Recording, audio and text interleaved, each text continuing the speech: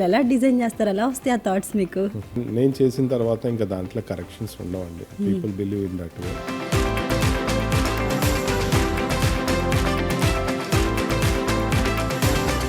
ఫర్దర్గా ఏ ప్రాజెక్ట్స్ చేయబోతున్నారు sir? Pan India అయిపోయింది, ఇంకా పాన్ వరల్డ్ మూవీస్ చేస్తున్నాను.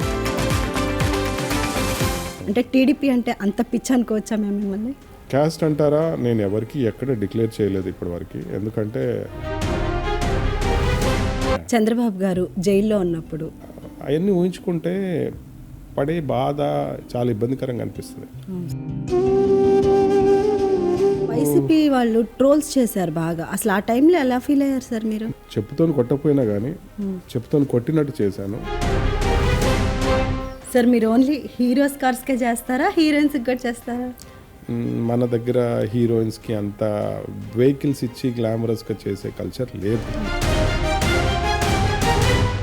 కొడాలి నాని కానీ వంశీ కానీ వచ్చి కార్ డిజైన్ చెయ్యాలి అని అంటే ఒప్పుకుంటారా, చేస్తారా మీరు?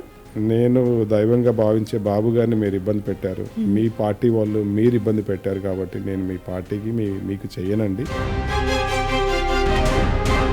వైసీపీ నేతలు కానీ మరి ముఖ్యంగా జగన్మోహన్ కానీ అసలు మీరంటే ఒక యాంటీగా అయిపోయారు.